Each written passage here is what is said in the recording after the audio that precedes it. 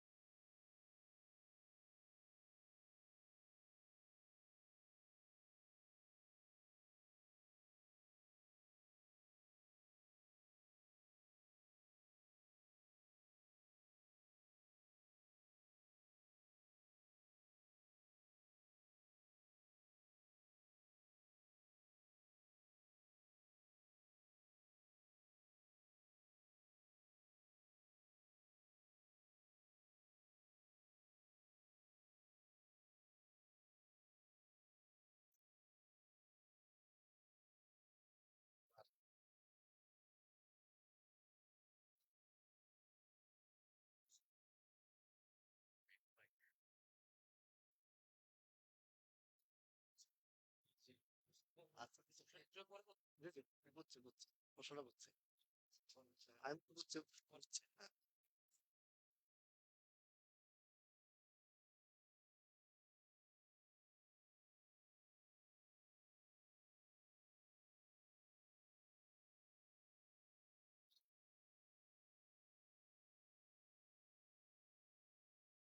সালাদ শেষ হোক, তারপরে ইনশাআল্লাহ।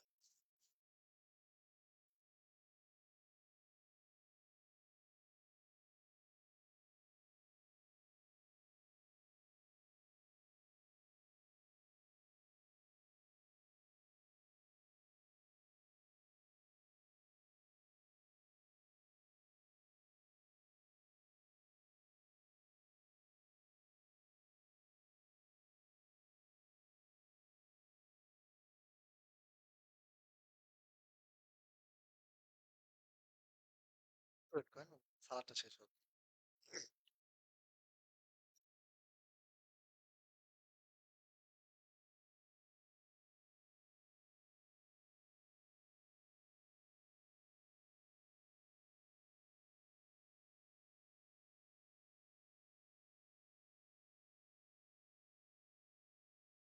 আসসালামু আলাইকুম ওয়া রাহমাতুল্লাহ।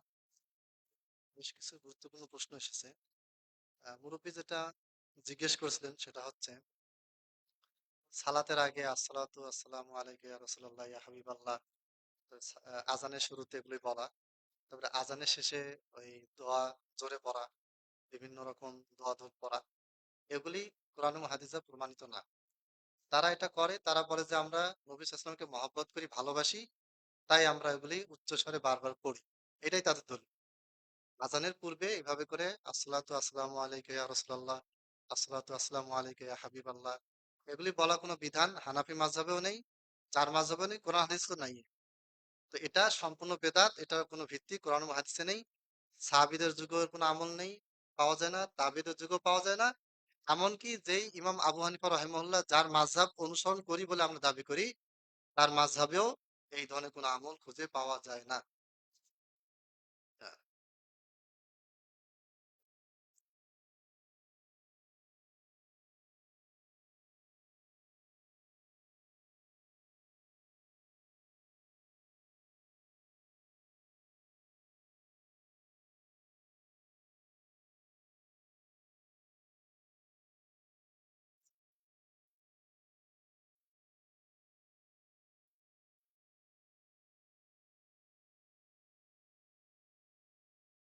আসসালামু আলাইকুম ওয়া আলাইকুম আসসালাম ওয়া রাহমাতুল্লাহ।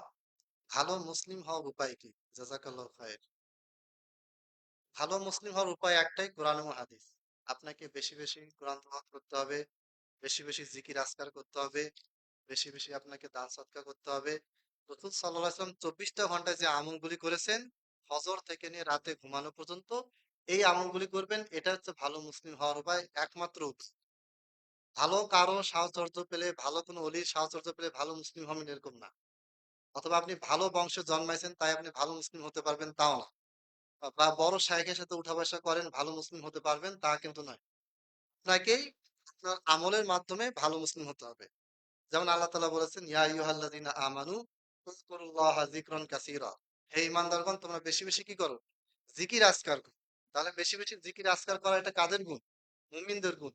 আল্লাহ নবী সাল্লাল্লাহু আলাইহি ওয়াসাল্লাম বেশি বেশি জিকির আজকার করতেন। তাহলে বেশি বেশি জিকির আজকার করা, অন্যের উপকার করা, একটা হাদিসে বলা হয়েছে যে আল্লাহু ফি আউনিল আবদি মা কানাল আবদু ফি আউনি আখি। যে বান্দা সহযোগিতা করে আল্লাহ তাকে বিশেষভাবে সহযোগিতা করেন। তার মানে বান্দাকে সহযোগিতা করা, কেউ বিপদে পড়লে তাকে সাহায্য করা, গরিব কাউকে সাহায্য করা, এইরকম যতগুলি ইবাদত আছে, ভালো কাজ আছে। ব্যবসা বাণিজ্যে অসৎভাবে ব্যবসা বাণিজ্য না করে সৎভাবে ব্যবসা করা, সুদ থেকে বেঁচে থাকা, ঘুষ থেকে বেঁচে থাকা, মানুষকে গালিগালাজ না করা, মানুষের সম্পদ আত্মসাৎ করা, প্রয়োজনে ঝগড়া থেকে বাঁচার জন্য নিজের জায়গা থেকে ২-১ ইঞ্চি ছেড়ে দেওয়া, যা কিছু আছে শুধুমাত্র আল্লাহ এবং রাসূলের সন্তুষ্টির জন্য সবসময় প্রতিটা মুহূর্তে জিকির আজকার ইবাদত বন্দেগীর ভিতরে থাকা, যাবতীয় হারাম থেকে বেঁচে থাকা, শিরক থেকে বেঁচে থাকা, বেদাত থেকে বেঁচে থাকা, মিথ্যা থেকে বেঁচে থাকা, এগুলি করলে ইনশাআল্লাহ আপনি আমি ভালো মুসলিম হতে পারবো। জাযাকাল্লাহু খাইরান। আচ্ছা।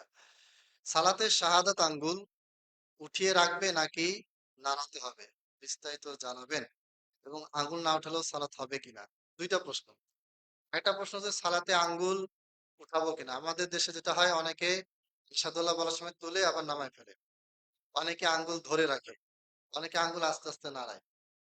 তো এই ৩ টার ভিতরে হাদিসে আবু দাউদে স্পষ্টভাবে বলা আছে ওয়াকানা আ ইয়াদউ ওয়া ইউহাররিকু বিহা। নবী সাল্লাল্লাহু আলাইহি ওয়াসাল্লাম কি করতেন? আঙ্গুল নাড়াতেন। নাড়ানোর কথা আছে। আরেকটা হাদিসে বলা হয়েছে ইউশিরু বিহা, ইশারা করতেন। ইশারা বলতে এরকম করা আরকি। এটা কিভাবে নাড়াবেন, কয়বার নাড়াবেন, এইভাবে হাদিসে কোনো শর্ত দেওয়া নেই। আপনি এভাবে আঙ্গুলটা রাখবেন, রাখার পরে আস্তে আস্তে করে নাড়াবেন। খুব জোরে নাড়াবেন না যেন পাশের মুসল্লি আবার নজরের দিকে না আসে। আপনার দৃষ্টিটা নিবদ্ধ থাকবে আঙ্গুলের ডগা বরাবর জায়গাতে। দ্বিতীয় প্রশ্ন, যে আঙ্গুল না উঠালেও সালাত হবে কিনা? সালাত হবে।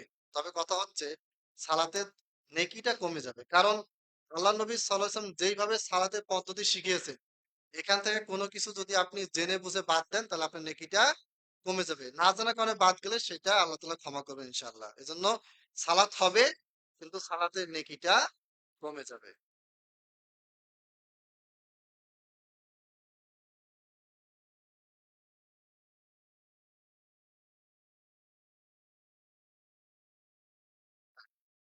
দুঃখজনক। আমি চাঁদপুর শহরে একটি মসজিদে সালাত নিয়মিত আদায় করি। সেই মসজিদের ইমাম আমাকে উচ্চস্বরে আমিন বলতে নিষেধ করেছে এবং অন্য মানুষকে দিয়ে নিষেধ করেন। এক্ষেত্রে আমার উত্তর কি? এটা গোটা বাংলাদেশের কমন চিত্র। আমার কথা হচ্ছে, আমি খুতবাতে ওই ইমাম বুখারী এবং ইমাম আহমদের রেফারেন্সে বলেছিলাম যে তারা বলেছেন জাহামীদের পিছনে সালাত পড়া যাবে না। নরমালি যেই মসজিদগুলিতে আপনাকে জোরে আমিন বলতে বাধা দেয়, নফল আদান করতে নিষেধ করে, হ্যাঁ, নফল আদান করতে নিষেধ করে, এইরকম মসজিদের ইমামদের আকীদা কিন্তু জাহমি আকীদাই হয়। আল্লাহ সব জায়গায় বিরাজমান, এই আকীদা তারা বিশ্বাস করে। অলি আউলিয়াদের অনেক পাওয়ার আছে, ক্ষমতা আছে। আব্দুল কাদের জিলানী রহমতুল্লাহ আলাইহ মৃতকে জীবিত করলেন। পীরের অনেক ক্ষমতা। এইরকম আকীদায় তারা বিশ্বাসী। এইরকম আকীদায় যে ইমাম বিশ্বাসী, সেই ইমামের পেছনে সালাত পড়া যাবে না। এখন প্রশ্নকর্তার উদ্দেশ্যে বলবো, আপনি যে মসজিদে সালাত পড়েন, ওই মসজিদের ইমামের যদি এরকম বড় কুফরি আকীদা থাকে, তাহলে আপনার ওই মসজিদে ওই ইমামের পিছনে সালাত পড়া জায়েজই হবে না। এটা তো নিষেধ করলো কি না করলো পরের হিসাব। আপনার ওখানে সালাত পড়া জায়েজ হবে না। আর যদি ইমামের আকীদা মোটামুটি ঠিক থাকে, তার পিছনে সালাত আদায় করা যদি জায়েজ হয়, আর এই এমত অবস্থায় সেই ইমাম যদি আপনাকে জোরে আমিন বলতে নিষেধ করে, রফল আদান করতে নিষেধ করে, তাহলে আপনি প্রথমে যেটা করবেন, ইমাম সাহেবকে বলার চেষ্টা করবেন, বোঝানোর চেষ্টা করবেন। ইমাম সাহেব যদি আপনাকে বাধা দেয়, তাহলে আপনি কি করবেন? সেই মসজিদ ত্যাগ করবেন। কারণ যেই মসজিদে আপনাকে সুন্নাহ পালনে বাধা দেয়, সেই মসজিদে সেই ইমামের পিছনে সালাত পড়ার প্রয়োজন নেই। একটা হাদিসে আছে, যেটা আমরা সবাই জানি, যে এক সাহাবী আল্লাহ নবী সাল্লাল্লাহু আলাইহি ওয়াসাল্লামকে জিজ্ঞেস করলেন যে সালাতের সময় হয়ে গেলে আমি কি করব? ইমামরা যে দেরিতে সালাত পড়ে, তো নবী সাল্লাল্লাহু আলাইহি ওয়াসাল্লাম বললেন যে তুমি আগেই আজান দিয়ে সালাত পড়ে নাও। সেখানে কিন্তু ইমামের আকীদা খারাপ ভালো কিছু বলা হয়নি। ইমামের আকীদা যদি সঠিকও হয়, আর তিনি যদি দেরিতে সালাত পড়ান, তাহলে আপনি কি করবেন? আউয়াল ওয়াক্তে সালাতটা পড়ে নিবেন। তাহলে যেই মসজিদের ইমাম আপনাকে সুন্নাহ পালনে বাধা দিচ্ছে, যার আকীদাও ভালো না, তাহলে তার পেছনে সালাত পড়া আরো যাবে না। তবে হ্যাঁ, এটা প্রথমেই সেই মসজিদ বা সেই ইমামকে আপনি ত্যাগ করবেন না। প্রথমে আপনি দাওয়াত দেওয়ার চেষ্টা করবেন, বোঝানোর চেষ্টা করবেন। তারপর যদি আপনি ব্যর্থ হন, তাহলে আপনি সেখানে সালাত পড়বেন, কিন্তু ওই ইমামের পিছনে পড়বেন না। আর এতে যদি ফিতনা হয়, আপনাকে যদি আরো বেশি অত্যাচার করে, তাহলে আপনি নিজেই মসজিদ করতে পারলে সেখানে সালাত পড়েন, অথবা নিজের বাসায় আপনি জামাত করে পড়েন, অথবা অফিসে বা কোনো জায়গায় বন্ধু বান্ধবদেরকে নিয়ে জামাত করে সালাত শুরু করেন।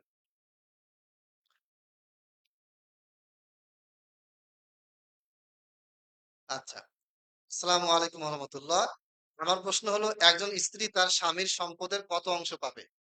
খুবই ইম্পর্টেন্ট প্রশ্ন, এবং গোটা বাংলাদেশে বর্তমানে আদালতে যতগুলি মামলা ঝুলে আছে, যদি 1 লাখ মামলা ঝুলে থাকে, তাহলে 30 লাখ মামলা জমি জমাকে নিয়ে।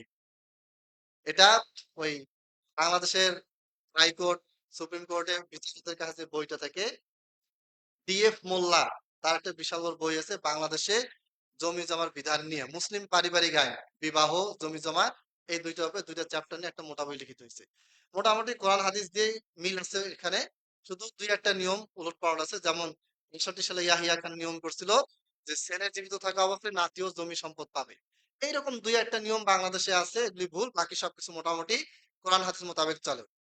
এখন প্রশ্নে আসি, যে একজন স্বামী মারা গেছে, তার স্ত্রী তার সম্পদে কত পাবে? এটা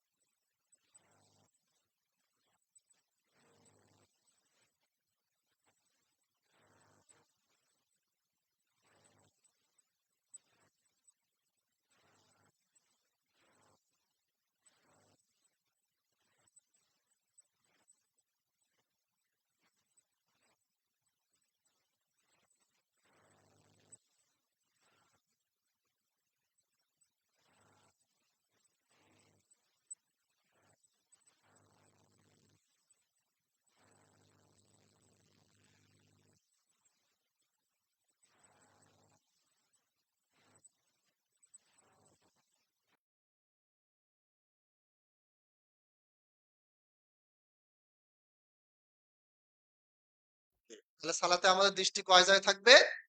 দুই জায়গায়। আপনারা যে কোনো কিতাব খুলে ওই সিজদার যে হাদিসগুলো আছে, সেগুলি পড়লেই এই বিধানটা পেয়ে যাবেন। এছাড়া সালাতের উপরে একটা বই আছে, শায়েখ আব্দুল হামিদ ফাইজি মাদানী হাফেজাহুল্লাহ, তার একটা বিস্তারিত বই আছে সালাতে মুবাশশির, এই বইটা পড়বেন। আরেকটা বই আছে সালাতুর রাসূল, ডক্টর আসাদুল্লাহ গালিব স্যারের, এই বইটা পড়তে পারেন। আরো অনেক বই আছে, ইনশাআল্লাহ পেয়ে যাবেন।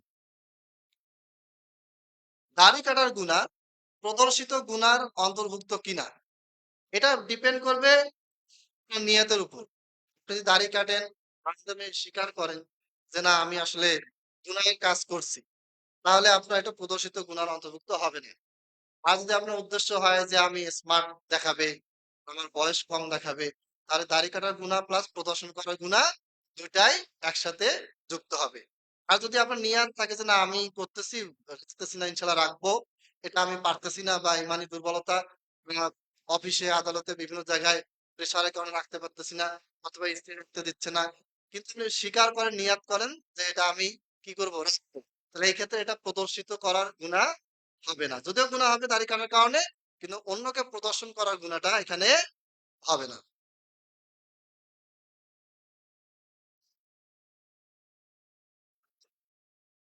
আহলে হাদিসের মধ্যে দেখা যায় যে অনেক গ্রুপ ও ভেদাভেদ, এর সমাধান কি হতে পারে? এর সমাধান আল্লামা নাসিরউদ্দিন আলবানী রাহিমাহুল্লাহ দিয়ে গিয়েছেন দুইটা জিনিস। একটা হচ্ছে আকীদা সহি হতে হবে, দুই নাম্বার আখলাক ঠিক হতে হবে। আকীদা ঠিক কিন্তু কঠোর আচরণ, অন্যের ভুল পাইলে একবারে তুলোধুলা করে ছাড়তেছে, যেটা অনলাইনে বেশি দেখা যায়। ইন্টার পাস, মেট্রিক পাস, দুই চারটা বই পড়ছে, কারো ভুল পাইলেই বাস, হ্যাঁ এত বড় ভুল করছে, উনি কি জানে কি পড়াশোনা করছে। এই যে আখলাকের সমস্যা। তাহলে শুধুমাত্র আকীদা সহি হলেই হবে না, আকীদা সহির পাশাপাশি কি সহি হতে হবে? আখলাক ঠিক হতে হবে। আখলাক ঠিক না হলে কি হবে?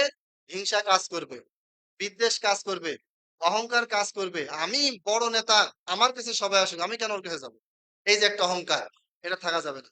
হ্যাঁ, আমাকে তার কাছে যেতে হবে, চেষ্টা করতে হবে, আমি ছোট হব তার কাছে আমি যাব, যেন কি হয় ইউনিটিটা তৈরি হয়। কিন্তু আমরা কি করি, আমি বড় হয়ে গেছি, আমার কাছে লোক আসবে, আমি কেন যাব, এটা আখলাকের কি ত্রুটি। তাহলে আমাদের আকীদা শুধু সহি হলেই হবে না, আকীদার পাশাপাশি আমাদের আখলাক কি হতে হবে, সঠিক হতে হবে। তাহলে ইনশাল্লাহ আমাদের গ্রুপিং, পরস্পর কাদা ছোড়াছুড়ি ইনশাল্লাহ বন্ধ হবে। আর যদি আকীদা যদি ঠিক থাকে, আখলাক যদি নষ্ট হয়, তাহলে গ্রুপিং কখনোই বন্ধ হবে না, দিন দিন এটা কি হবে, বাড়তে থাকবে। এটা হচ্ছে একমাত্র সমাধান। আচ্ছা, আর অনেক প্রশ্ন, একটা একটা করে নিই।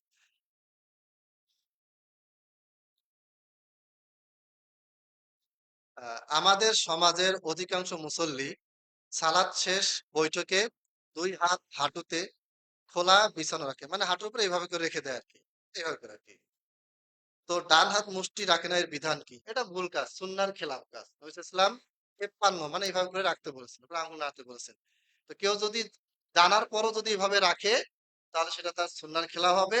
আর কেউ যদি না জেনে করে, তাহলে তার সুন্নাহর খেলাফ হলেও তার গুনাহ হবে না, তাকে জানিয়ে দিতে হবে, তাকেও আবার জানার জন্য চেষ্টা করতে হবে। নরমালি আমাদের হানাফি মসজিদগুলো আমরা দেখি তারা এইভাবে করে রাখে। এটার পক্ষে সরাসরি কোনো সহিহ হাদিস আমার জানা নেই, এটা একটা আমল, প্রচলিত আমল। এটা আমাদের করা যাবে না, আমাদেরকে হাদিসে যেভাবে বলা আছে ওইভাবে হাতটা রাখতে হবে।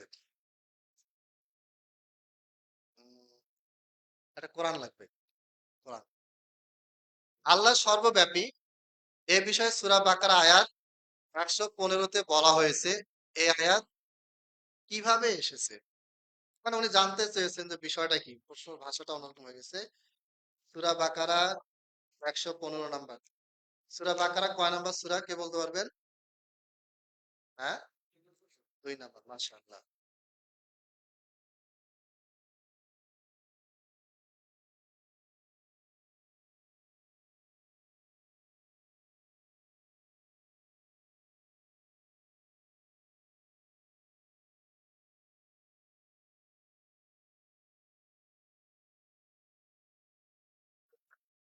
এটা হচ্ছে আল্লাহ তাআলা বলেছেন সূরা বাকারার 115 নম্বর আয়াতে, আউযু বিল্লাহি মিনাশ শাইতানির রাজিম, ওয়ালিল্লাহিল মাশরিকু ওয়াল মাগরিব। মাশরিক, মাগরিব, পূর্ব পশ্চিম সবকিছুই কার? আল্লাহর। মানে আল্লাহর অধীনে, আল্লাহই সৃষ্টি করেছেন। ফা আইনামা তুওয়াল্লু ফাসাম্মা ওয়াজহুল্লাহ। যেখানেই তোমরা মুখ ফিরাও না কেন, সেখানে কি কে আছেন? আল্লাহ। তো এখান থেকে বোঝা গেল যে আল্লাহ হচ্ছে সব জায়গায় আছে। আমি এদিকে তাকালাম, এখানে আল্লাহ আছেন। আমি সামনে তাকালাম, আল্লাহ আছে। আপনি পিছনে তাকালেন, ওখানে কে আছেন? আল্লাহ আছেন। এটা থেকে অনেকে দলিল দেয়। আবার সূরা হাদীদের ৪ নম্বর আয়াতে আল্লাহ বলেছেন, "ওয়া হুয়া মাআকুম আইনামা কুনতুম।" তিনি সেখানেই আছেন যেখানে তোমরা থাকো না কেন। সূরা কফে আবার বলা আছে, "ওয়া নাহনু আকরাবু ইলাইহি মিন হাবলিল ওয়ারিদ।" আর আমি শাহরগেরও বেশি কাছে থাকি। যেটা অনুবাদটা ভুল, ধরে নিলাম সঠিক। এই আয়াতগুলার ব্যাখ্যা আল্লাহ নিজেই দিয়ে দিয়েছেন। সূরা বাকারার ১১৫ নম্বর আয়াতে বলা হয়েছে, "আইনামা তুওয়াল্লু সাম্মা ওয়াজহুল্লাহ।" যেখানেই তোমরা তাকাও না কেন, যেখানেই তোমরা মুখ ফেরাও না কেন, সেখানে তোমরা কাকে পাবে? আল্লাহকে পাবে। ফাসাম্মা ওয়াজহুল্লাহ। সেখানেই আল্লাহর ওয়াজহুন চেহারা রয়েছে। এদা ব্যাখ্যা কি? ব্যাখ্যা আল্লাহ পরে দিয়ে দিয়েছেন। কোন আয়াত থেকে কোন মাসলা নিলে পুরো আয়াতটা পড়তে হবে। আয়াতের আগে পরে যে পড়া দরকার হয় সেটাও পড়তে হবে। ওই আয়াতের তাফসীর হাদিসে আছে কিনা সেটাও দেখতে হবে। শুধু একটা অংশ নিলাম, সেখান থেকে একটা মাসলা নিলাম, তাহলে ভুল হয়ে যাবে। আল্লাহ তাআলা বললেন, যেখানে তোমরা তাকাও সেখানে আমি আছি। আমার চেহারা আছে। এরপরে আল্লাহ কি বললেন? ইন্নাল্লাহা ওয়াসিউন আলিম। নিশ্চয়ই আল্লাহ তাআলা প্রশস্ত জ্ঞানী। তার মানে কি? আল্লাহ তাআলা সত্তাগতভাবে সব জায়গায় আছেন? না। আল্লাহ তাআলা জ্ঞানের সাথে আমাদের সাথে আছেন। জ্ঞান দিয়ে তিনি সবসময় আপনাকে আমাকে দেখছেন। আল্লাহ তাআলা আরেক জায়গায় সূরা তহাতে বললেন যে, মুসা এবং হারুন তোমরা ফেরাউনের কাছে যাও। যাওয়ার পরে ফেরাউনের সামনে নম্রভাবে কথাবার্তা বলো। ফাকুলা লাহু কওলান লাইয়িনান লাআল্লাহু ইয়াতাযাক্কারু আও ইয়াখশা। ক্বালা লা তাখাফা। হে মূসা, হে হারুন, তোমরা যেন ভয় পাবে না। ইন্নানি মাআকুমা। নিশ্চয়ই আমি তোমাদের সাথে আছি। কিভাবে আছি? তোমাদের সাথে আল্লাহ সত্তা সহ আছেন না। আসমাউ ওয়া আরা। আমি দেখি এবং শুনি। তোমরা যেখানেই যাও, ফেরাউনের কাছে যাও, যেখানে যাও না কেন, আমি দেখছি এবং আমি শুনছি। তাহলে আল্লাহ তাআলা সবসময় আমাদের সাথে কিভাবে আছেন? তার ক্ষমতার মাধ্যমে আছেন। এই আয়াতে ১১৫ নম্বর আয়াতে আল্লাহ বলেছেন, ইন্নাল্লাহা ওয়াসিউন আলিম। নিশ্চয়ই আল্লাহ তাআলা প্রশস্ত এবং তিনি জ্ঞানের অধিকারী। সমস্ত জ্ঞান তার রয়েছে। আপনি যেখানেই যান না কেন, বাসায় প্রতিষ্ঠানে যেমন সিসিটিভি ক্যামেরা বসানো আছে। তো আপনাকে কি আর সব ছাত্রের পিছনে দৌড়াতে হবে নাকি? আমি আল্লাহর সাথে তুলনা করতেছি না, জাস্ট বোঝানোর জন্য যে একটা সিসিটিভি ক্যামেরায় আপনি এক জায়গায় বসে আপনার প্রতিষ্ঠানে হাজার হাজার বাচ্চাকে আপনি দেখতে পাচ্ছেন। তো মানুষ তো ক্ষুদ্র ক্ষমতার একজন সত্তা। একটা মানুষের ক্ষমতা কতটুকু? সামান্য।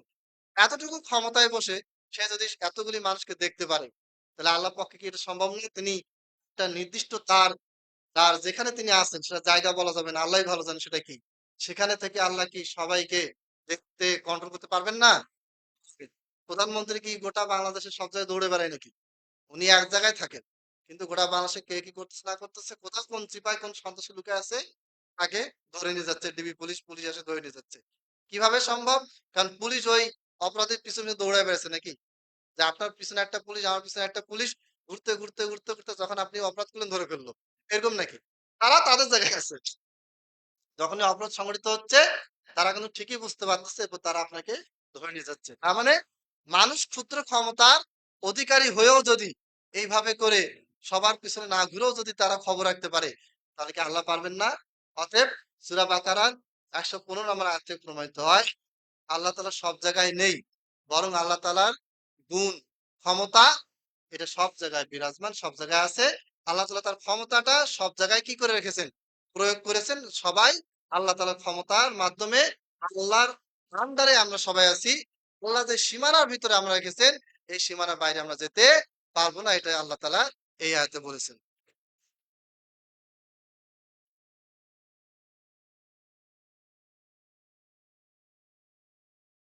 আচ্ছা, একই ভাই যে এক ইমাম খুতবায় বলেছেন যে আল্লাহ সর্বত্র বিরাজমান, এটা হচ্ছে আহলে সুন্নাত ওয়াল জামাতের আকীদা।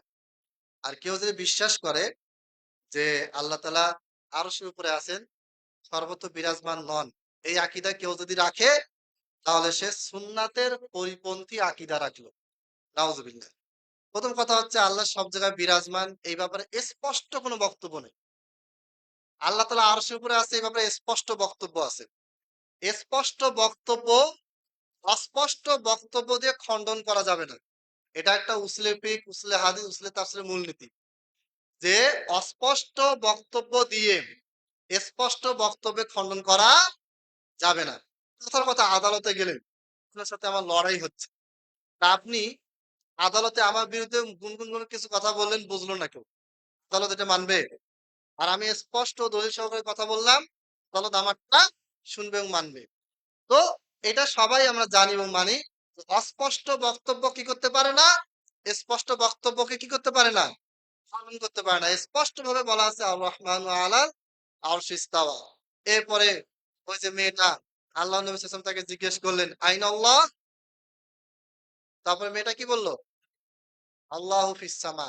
এখানে ফি মানে কিন্তু মধ্যে না, ফি মানে উপরে। ফি শব্দটা উপরে অর্থে ব্যবহার হয়। যারা আরবি গ্রামার জানেন, সরে মেতা আমেল, কাফিয়া, সরে জামি, সরে ইবনে আকিল এই বইগুলিতে স্পষ্টভাবে দেওয়া আছে। ফি মধ্যে অর্থ হয় প্লাস উপরে অর্থও হয়। আপনি যখন বলবেন যে আল্লাহ আরশের উপরে আছে, রহমানু আল্লাহ আরশি ইস্তাওয়া, তখন তারা আপনাকে কোরআন থেকে কিছু আয়াত দিবে। সূরা আনামে একটা আয়াত আছে, ওয়াহু আল্লাহু ফিস সামাওয়াত ওয়া ফিল আরদ। ফি মানে মধ্যে, আল্লাহ তাআলা আসমানের মধ্যে আছেন, জমিনের মধ্যে আছেন। তখন আপনাকে বলবে যে আল্লাহ আরশের উপরে আছেন, এটা তো তুমি দলিল দিলা। কিন্তু সূরা আনামের শুরুতে বলা আছে আল্লাহ আসমানের মধ্যে আছে, জমিনের মধ্যে আছে, তাহলে কি হবে?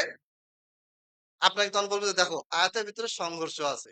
নাউজুবিল্লাহ। আসলে কোনো সংঘর্ষ নেই। এখানে ফি শব্দটা, ফি হরফটা আলা উপরের অর্থেই ব্যবহার হয়েছে।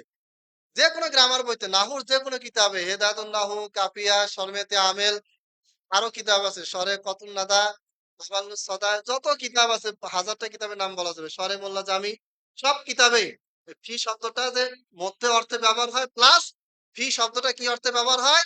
আলা অথবা উপরের অর্থে ব্যবহার হয়। অর্থাৎ কোরআন এবং হাদিসে প্রমাণিত যে আল্লাহ তাআলা সর্বত্র বিরাজমান নন, তিনি কোথায় আছেন? আসমানের উপরে। ইমাম আবু হানিফা রাহিমাহুল্লাহর দিকে নিসবত করা একটা কিতাব। এই কিতাবটার নাম কেউ বলতে পারবেন? আকিদার বই আল ফিকহুল আকবার। এটা অনেকগুলি অনুবাদ আছে। সর্বপ্রথম এটা অনুবাদ করেছিলেন ঢাকা বিশ্ববিদ্যালয়ের একজন অধ্যাপক ডক্টর মুস্তাফিজুর রহমান, মারা গেছেন। তিনি একজন বড় হানাফি আলেম ছিলেন। তিনি সর্বপ্রথম এটা অনুবাদ করেন। পরবর্তীতে আরো বেশ কিছু অনুবাদ হয়েছে। তার মধ্যে সবচেয়ে প্রসিদ্ধ যেটা, সেটা হচ্ছে আমাদের খন্দকার আব্দুল্লাহ জাহাঙ্গীর রাহিমাহুল্লাহের। তিনিও হানাফি আলেম, বড় আলেম, আকীদায়ে সালাফি। মাসলায় অনেক ক্ষেত্রে হানাফি মাযহাবে দিয়ে গেছেন।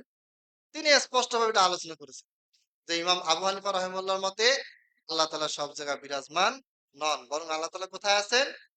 আরশের উপরে আছেন। ইমাম ইবনে জারির আত-তাবারি, সে তাবারিতে আল্লাহ তাআলা যে আরশের উপরে আছে, মুকাতিল বিন হাইয়ান, অনেক তাবি থেকে রেফারেন্স এনেছেন, অনেক দলিল আছে।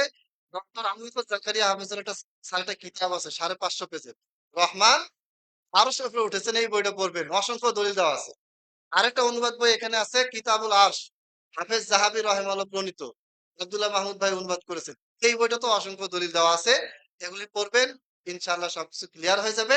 আর যেই দলিলগুলি দিয়ে আল্লাহকে সর্বত্র বিরাজমান প্রমাণ করা হচ্ছে, ওই দলিলগুলিতেই আল্লাহ তাআলা সর্বত্র বিরাজমান নন, এটা বোঝানো হয়েছে। মানে আপনার জমি দিয়ে আপনাকে আমি বাস দিয়ে যাচ্ছি যে এটা তোমার জমি না, এটা আমার জমি, কিন্তু লেখা আছে এটা আপনার জমি। মানে যেই আয়াতে প্রমাণ করা হচ্ছে যে আল্লাহ সব জায়গায় বিরাজমান, ওই আয়াতে বলা হচ্ছে যে আল্লাহ তাআলা শ্রবণ শক্তি আছে, তারপরে দর্শন শক্তি আছে, বলা আছে। তো তাহলে কুদরতের মাধ্যমে তিনি আছেন, ক্ষমতার মাধ্যমে আছেন, সত্তাগতভাবে তিনি সবার সাথে নেই। তবে আহলে সুন্নাত ওয়াল জামাতের আকীদা এটাই। চার মাযহাবের চার ইমাম, আরো পূর্বে যারা আছে, ইমাম তাহাবী হানাফি মাযহাবের বড় একজন ইমাম। আরেকটা বই আছে আকিদাতুত তাহাবী। এইখানেও ওইটা যতগুলি ব্যাখ্যা আছে তার মধ্যে ইমাম ইবনে আবিল ইজ আল হানাফি রাহিমাহুল্লাহ, তিনি শরহে আকিদাতুত তাহাবী এটা একটা ব্যাখ্যা লিখেছেন। তিনিও হানাফি বড় আলেম। তিনিও আল্লাহ তাআলা আরশের উপরে আছেন এটার পক্ষে বলেছেন। আল্লাহ তাআলা সব জায়গায় বিরাজমান এটা তিনি বলেন নাই। অতএব আল্লাহ তাআলা সর্বত্র বিরাজমান। এটা জাহমিয়াদের কুফরি আকীদা। ইমাম বুখারী এত নরম ব্যক্তি, তিনি পর্যন্ত বলেছেন আল জাহমিয়াতু কুফফারুন, জাহমিয়ারা কাফের, তাদের পিছনে সালাত হবে না। অত্যন্ত নরম ব্যক্তি, এই জায়গায় এসে কঠোর হয়ে গেলেন। ফুতওয়া ফালিল ইবাদ, এই বইটাতে ফতোয়াটা পাওয়া যাবে। তাহলে সুন্নাত ওয়াল জামাতের আকীদা কোনটা? আল্লাহ সর্বত্র বিরাজমান নন। তিনি আরশের উপরে আছেন। কিভাবে আছেন? কেমন করে আছেন? স্রষ্টার সৃষ্টি, সৃষ্টি থেকে তিনি আলাদা আছেন, কিভাবে আলাদা? এই ব্যাপারে কোনো প্রশ্ন উত্তর দেওয়ার ক্ষমতা আল্লাহ আমাদেরকে দেন নাই। প্রশ্নও করা যাবে না। আল্লাহ কোথায় আছেন এইটুকু প্রশ্ন হাদিসে পাওয়া যায়। এইটুকু প্রশ্ন করা যাবে। এর চেয়ে বেশি প্রশ্ন করা যাবে না। আলিফ লাম মিম যালিকাল কিতাবু লা রাইবা ফীহি হুদাল লিল মুত্তাকিন আল্লাযীনা ইউমিনুনা বিল গায়ব। গায়ব মানে কি? ষষ্ঠ ইন্দ্রিয় দিয়ে যেটা জানা যায় না, দেখা যায় না, বোঝা যায় না, অন্তর দিয়ে কল্পনা করা যায় না, স্পর্শ পাওয়া যায় না, স্বাদ নেওয়া যায় না। এই ৬টা ইন্দ্রিয়, ৫টা ইন্দ্রিয় অন্তরের বিবেকের চিন্তা ভাবনা, এই ৬টা ষষ্ঠ ইন্দ্রিয়, এইটা দিয়ে যে জিনিসটা কোনোভাবে বোঝা যায় না সেটা হচ্ছে গায়েব। তো আল্লাহ তাআলা কিভাবে আরশের উপরে আছেন, তিনি আরশের উপরে কিভাবে উঠলেন, কিভাবে কি করলেন এটার কোনো ব্যাখ্যা আমরা জানি না। কারণ আল্লাহ তাআলা তার কর্ম সম্পর্কে বলেছেন। কিন্তু কর্মটা কিভাবে করেন এটা তিনি বলেননি। সহিহ বুখারীতে হাদিস আছে না? প্রত্যেক শেষ রাতে, শেষ আসমানে আল্লাহ নেমে আসেন। ইয়ানজিলু রব্বুনা তাবারাকা ওয়া তাআলা ইলা সামাইদ দুনিয়া। এখন গোটা পৃথিবীতে তো প্রতি সেকেন্ডেই রাত হতেই আছে। কোথাও রাত, কোথাও দিন, কখনো মাগরিব। তাহলে কি আল্লাহ কি ওই নামতেই আছেন? না। এটা আল্লাহ তাআলার পক্ষে সম্ভব। ইন্নাল্লাহা আলা কুল্লি শাইইন কাদির। আল্লাহ তাআলার পক্ষে নেমে আসা সম্ভব। কিভাবে সম্ভব? কেমনে সম্ভব? এটা বুঝা আমাদের ক্ষমতার বাইরে এবং এটা নিয়ে গবেষণা করা যাদের অন্তরে বক্রতা আছে। ফাআম্মাল্লাযীনা ফি কুলুবিহিম যায়গুন ফায়াত্তাবিউনা মা তাশাবাহ। যাদের অন্তরে বক্রতা আছে তারা কি করে? এই সমস্ত বিষয় নিয়ে বেশি ঘাটাঘাটি করে। আল্লাহ বলেছেন, স্টপ। বেশি গবেষণার প্রয়োজন নেই। কারণ সবকিছু আমরা বুঝতে জানতে পারবো না। আমার পিঠে কি আছে এটাই তো আমি দেখতে পাই না। মাথায় এখানে কি আছে এটাই তো দেখার ক্ষমতা আমার নেই। হাতের ভিতরে কি আছে এটাই তো আমি দেখতে পাই না।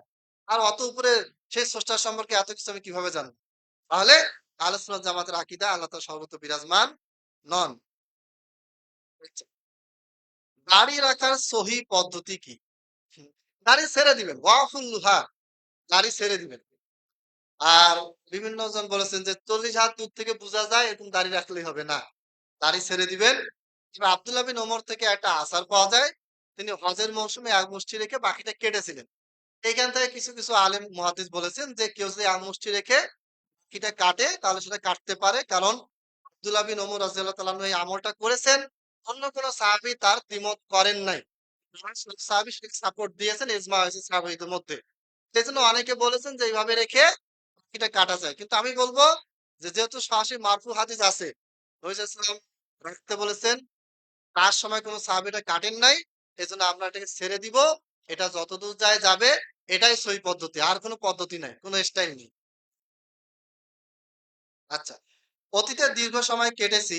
সেই গুনাহ থেকে পরিত্রাণের উপায় কি? উপায় তওবা করবেন। যে হে আল্লাহ আমি গুনাহ করেছি। এই গুনাহ থেকে তুমি আমাকে ক্ষমা করো। ভবিষ্যতে আমি আর কখনো এই গুনাহ করব না। তওবা ২ প্রকার, তওবায়ে আম্মা, তওবায়ে নাসুহা। আমভাবে সমস্ত গুনাহের জন্য আপনি আল্লাহর কাছে দোয়া করবেন যে, হে আল্লাহ আমি যতগুলি গুনাহ আজকে করেছি, গতকালকে করেছি, ১ মাস আগে করেছি, সবগুলি ক্ষমা করো। এটা হচ্ছে তওবায়ে আম্মা। সাধারণভাবে তওবা করা। এটা হচ্ছে তওবায়ে নাসুহা। স্পষ্টভাবে একটা গুনাহকে উল্লেখ করবেন যে, হে আল্লাহ আমি শিরিক করেছি, অমুককে অন্যায়ভাবে মেরেছি, গালিগালাজ করেছি। ওই গুনার জন্য আমি তওবা করতেছি, ক্ষমা চাচ্ছি। তুমি আমাকে ক্ষমা করে দাও এবং যেই বান্দার ক্ষতি করেছি তার কাছ থেকে ক্ষমা নেওয়ার তৌফিক দাও। এইভাবে করে আপনি স্পেসিফিক ভাবে তওবা করতে পারেন অথবা আমভাবে সমস্ত গুনার জন্য তওবা করতে পারেন। তওবার মাধ্যমে এখান থেকে পরিত্রাণ পাওয়া সম্ভব। আর মসজিদ নিচে কাটার বিধান কি? আচ্ছা এটা তো বললাম। এরপরে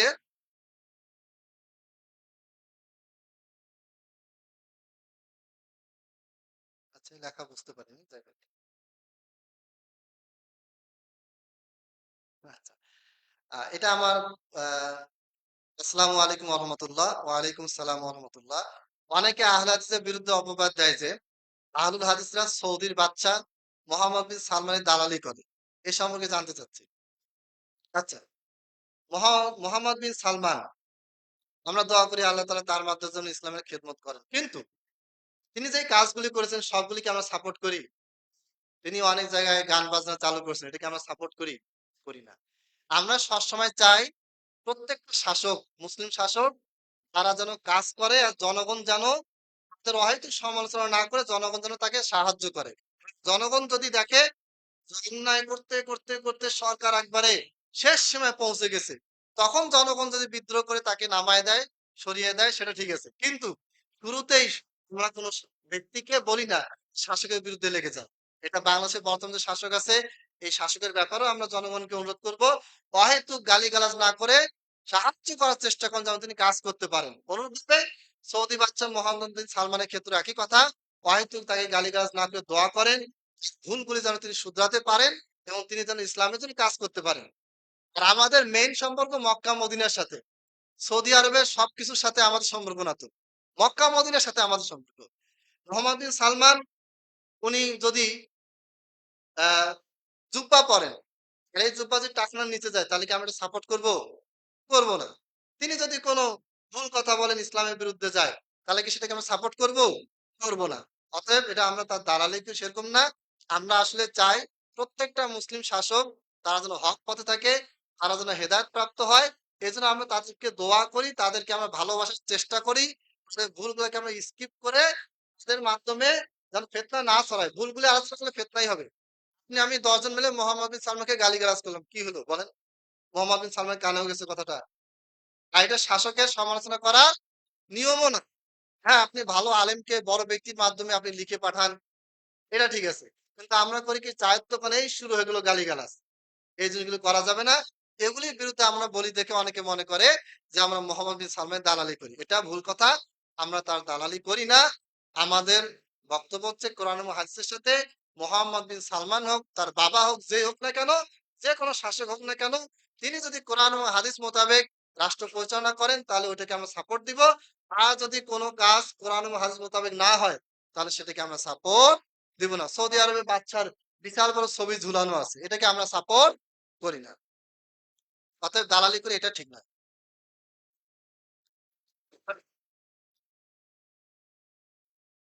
আচ্ছা, প্রশ্ন অনেকগুলো, আমার সময় কম। আচ্ছা, আসসালামু আলাইকুম রহমতুল্লাহ। হাদিসে কি অমানবিক ভাবে কুকুর নিধন করতে বলা হয়েছে জানালে উপকৃত হবে? প্রথম কথা হচ্ছে যে জিনিসটা ক্ষতিকর এটাকে মারতে বলা হয়েছে, নষ্ট করতে বলা হয়েছে। বর্তমানে বাংলাদেশে আমরা যেটা দেখতে পাই, কয়েকদিন আগে একটা ভিডিও ভাইরাল হয়েছে, ফজরের দিকে বা কোনো এক সময় রাস্তা ফাঁকা, আর মহিলা যাচ্ছিল, ৮-১০টা কুকুর আসে একবার খুবই খারাপ অবস্থা করে ফেলছে, টেনে হেঁচড়ে কামড়ে একেবারে খুব খারাপ অবস্থা। তারপর একটা ভিডিওতে দেখলাম ছোট একটা বাচ্চা যাচ্ছে, ৮-৯ বছরের বাচ্চা, কুকুরগুলো আসে একবারে কামড়ে টামড়ে শেষ করে ফেলছে। আমার নিজের ছেলে মুবাশশির ৬ বছর বয়স, সে মাঝে সাথে বাসায় আসতেছিল, ৮-১০টা কুকুর ধাওয়া করছে। এইরকম অবস্থায় এই কুকুরগুলিকে মারা ফরজ। কারণ ১ নম্বর কথা, এদের যে লালা, এই কুকুর যদি আপনাকে একটু টাচ করে, হালকা যদি আঁচড় দেয়, মুখ দিয়ে হোক, নখ দিয়ে হোক, এটার টিকা, ভ্যাকসিন কোথাও পাবেন না, জেলা হসপিটাল ছাড়া পাবেন না, সদর হসপিটাল ছাড়া। এই ভ্যাকসিনটা যদি আপনি দিতে না পারেন, একবার যদি জলাতঙ্ক রোগ হয়ে যায়, তাহলে সেই বাচ্চাকে মানুষকে বাঁচানো প্রায় অসম্ভব। আল্লাহ তাআলা বাঁচতে পারে। অতএব জলাতঙ্ক রোগে এখনো অনেক মারা গেছে, আমরা এখনো দেখতে পাচ্ছি, ভিডিওতে দেখতে পাবেন, বিভিন্ন হসপিটালে গেলে জানতে পারবেন। যদি কুকুর এরকম চায়, প্রচন্ড ক্ষতি করতেছে মানুষের, তাহলে তাকে হত্যা করতে হবে, কারণ মানুষের চেয়ে কুকুরের দাম বেশি না। আর যদি দেখেন যে কুকুর এরকম কোনো সমস্যা করতেছে না, সংখ্যায় কম, কোনো প্রবলেম হচ্ছে না, তাহলে মারার দরকার নেই, নিরীহ কুকুরকে ছেড়ে দেন। অতএব এটা অমানবিক নয়। কুকুর তো অমানবিকভাবে মানুষের উপর আক্রমণ করতেছে, এটার কারণে কুকুরকে হত্যা করতে হবে। তবে যদি এরকম ঘটনা না ঘটে, কুকুরের তেমন উৎপাত নাই, এক্ষেত্রে অহেতুক একটা নিরীহ কুকুরকে মারার প্রয়োজন নেই। আচ্ছা, কুনুতে লম্বা দোয়া করার বিধান কি? কুনুতে লম্বা দোয়া করার বিধান নরমালি মক্কা মদিনায় আমরা দেখি। খুব বেশি লম্বা দোয়া করাটা উচিত নয়। এটা জায়েজ কিন্তু সুন্নাহ না। তার কারণটা হচ্ছে আল্লাহ নবী সাল্লাল্লাহু আলাইহি ওয়াসাল্লাম অনেক সময় সালাত লম্বা করেন। পিছনে মহিলাদের কোলে থাকা বাচ্চারা কান্নাকাটি করে। আল্লাহ নবী সাল্লাল্লাহু আলাইহি ওয়াসাল্লাম কি করেন? সালাতটাকে সংক্ষিপ্ত করেন। তার মানে জামাত চলাকালীন সময় আপনাকে পিছনে মুসল্লিদের খেয়াল রাখতে হবে। আপনি বাড়িতে একা একি দোয়া কুনুতে লম্বা দোয়া করেন, সমস্যা নেই। কিন্তু আপনি এমনভাবে লম্বা দোয়া করলেন, পিছনে অসুস্থ মানুষ আছে, কর্মব্যস্ত ব্যক্তি আছে, বা ছোট বাচ্চা আছে, অনেকের প্রচন্ড খিদা লাগছে, অনেকে আবার কোলে বাচ্চা আছে। এইটাকে আপনাকে ইমামকে খেয়াল রাখতে হবে। লম্বা দোয়া করা বা বিশাল লম্বা কেরাত ধরা, এটা ডিপেন্ড করবে মুসল্লির উপরে। যদি মুসল্লিরা বলে যে না কোনো সমস্যা নেই, আমরা যারা আছি আমরা লম্বা দোয়া করতে পারবো, অনেকক্ষণ থাকতে পারবো, তাহলে আপনি করেন। আজও দেখে যে না অনেক মুসল্লি আসছে, বিভিন্ন ক্যাটাগরি, ছোট বাচ্চা আছে, মহিলা আছে, অসুস্থ মানুষ আছে, তাহলে লম্বা দোয়া করবেন না, ওই ক্ষেত্রে সংক্ষিপ্ত করাটাই এটা নবী সাল্লাল্লাহু আলাইহি ওয়াসাল্লামের সুন্নাহ। আচ্ছা, আসসালামু আলাইকুম। ৪ রাকাত ফরজ নামাজে আমি ২য় রাকাতে ইমাম সাহেবের সাথে ১ম বৈঠকে বসেছি। আমি কি অন্যান্য মুসল্লিদের মতো তাশাহুদ পড়বো নাকি অন্য কোনো দোয়া পড়বো? আপনি তাশাহুদ থেকে পড়া শুরু করবেন। ইমামকে যখন যে অবস্থায় পাবেন আপনি সেই অবস্থায় বসে যাবেন। তখন বসার পরে আপনি তাশাহুদ পড়া শুরু করবেন। তারপরে ইমাম যদি সালাম ফিরায় আপনি উঠে যাবেন। আর ইমাম যদি উঠে যায় তাহলে আপনি ইমামের সাথে উঠে যাবেন। আর যেটুকু আপনার বাদ পড়ছে সেটা আপনি পরে কি করবেন? পূরণ করে নিবেন। বেদাতীদের ওই সমস্ত বই যেগুলোতে ভালো মন্দ বিষয় একীভূত করা হয়েছে, ওই বইগুলো পড়ার ক্ষেত্রে আম্মি এবং আলেমের পার্থক্য করা হবে কিনা? মানে একটা বই কোন একটা আলেম লিখছে যার ভিতরে বেদাত আছে শিরিক আছে। তার বইটা পড়ার ক্ষেত্রে সাধারণ জনগণ কি সবাই পড়বে নাকি আলেমও পড়তে পারবে? ১ম কথা হচ্ছে আপনি যদি পার্থক্য করতে পারেন, এই বইতে প্রবলেম আছে, সমস্যা আছে, তাহলে আপনি পড়েন। কিন্তু যদি এমন হয় যে বইটা পড়ে আপনার উল্টা হেদায়েত পাওয়া দূরের কথা উল্টা আরো কি হবে? আরো গভীর বেদাতের ভিতরে ঢুকে যাওয়ার সম্ভাবনা থাকে। তাহলে ওই বইটা আপনি পড়বেন না, পরিহার করবেন। ভিতরে কুনুতে রুকুর আগে পড়া উত্তম না পরে? রুকুর পরে কুনুত পড়া উত্তম। আগেও পড়া যাবে তো পরে পড়া উত্তম। ২ রাকাত বা ১ রাকাত বিশিষ্ট সালাতে তাওয়ারুক করার বিধান কি? তাওয়ারুক করা নিয়ে এটা নিয়ে দ্বিমত আছে। নাসিরউদ্দিন আলবানী রাহিমাহুল্লাহ এবং তার ছাত্র কাউলুল মুবিন ফি আখতাল মুসাল্লিন আবু উবাইদা মাসুর হাসান তিনি বলেছেন যে ২য় রাকাতে বা ১ম রাকাতে তাওয়ারুক না করাই ভালো। তবে চাইলে তাওয়ারুক করতে পারবেন, না করলেও কোনো সমস্যা নেই। সালাতের পরে আল্লাহু আকবার পড়বেন নাকি আস্তাগফিরুল্লাহ? সালাতের পরে আপনি জোরে আল্লাহু আকবারও বলতে পারবেন, আবার আস্তাগফিরুল্লাহ দিয়েও শুরু করতে পারবেন। এই বিষয়ে আমার একটা বিস্তারিত আর্টিকেল আছে। কারো প্রয়োজন হলে আমাকে জানাবেন হোয়াটসঅ্যাপে আমি ইনশাআল্লাহ জানিয়ে দেব। আরো কিছু প্রশ্ন আছে আমি আচ্ছা। আমি অনেক ঋণগ্রস্ত। বর্তমানে ঋণ পরিশোধ করার মতো অবস্থা নাই। এমন কোন আমল আছে যার দ্বারা আমি এই বিপদ থেকে রক্ষা পেতে পারি? আপনি বেশি, বেশি জিকির আজকার করবেন। আল্লাহ তাআলার কাছে আপনি কি করবেন? হালাল রিজিকের জন্য দোয়া করবেন এবং ঋণ মাফের দোয়া আছে, ঋণ মাফ করার দোয়া। এটা আপনি হিসনুল মুসলিমে পড়লে পেয়ে যাবেন। সেখান থেকে আপনি দোয়াটা বারবার পড়বেন, আমল করবেন। ইনশাআল্লাহ আল্লাহ আপনাকে ঋণ থেকে মুক্তি দিবেন। আরেকটা প্রশ্ন সাহস সম্পর্কে জানতে চাই।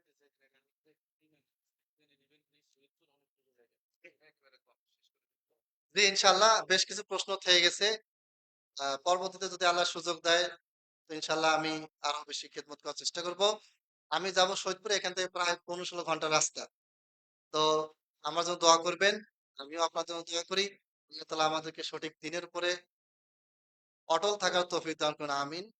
ওয়া আখিরু দাওয়ানা আলহামদুলিল্লাহি রাব্বিল আলামিন। সুবহানাকাল্লাহুম্মা ওয়া বিহামদিক আশহাদু আল্লা ইলাহা ইল্লা আনতা আস্তাগফিরুকা ওয়া আতুবু ইলাইক। আসসালামু আলাইকুম ওয়া রাহমাতুল্লাহ।